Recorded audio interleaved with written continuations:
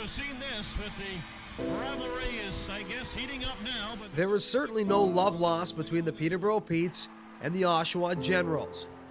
It's a rivalry for the ages. Every time the two storied franchises play each other, the result is intense competition and a legendary battle.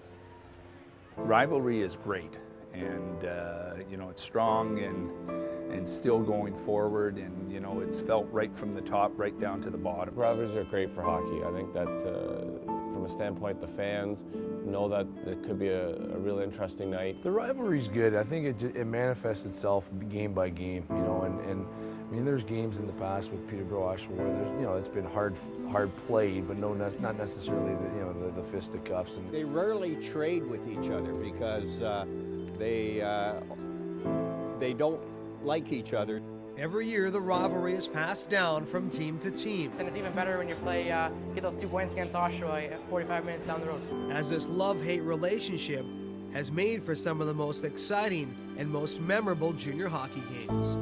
One game here, we were playing them, and Oshawa was the top team in the league at the time. I remember right here in this building, Chris and I were on the ice killing a penalty. It was almost like the anticipation was there. We dumped the puck down, and the goalie came out and played it, and Chris decided to make him part of the boards. Running Jeff Hackett in the corner, and basically standing there, turning around and pointing a stick at their bench. Challenged the whole bench, and about 4 guys jumped on, and all of a sudden we had an all-out brawl. And I just went, my goodness, I grew up pretty quick. That would be really old-time hockey. They kind of frown on that stuff now. The funny thing about that is that one of their guys that jumped on the ice is named Scott Mahoney. He's from Peterborough. While I was living at his parents' house, they were my billets. I remember brawling Thursday night and then bringing players up because there were suspensions, and brawling again Friday. Tradition is very deep in both environments, and I think you don't forget. They hated them.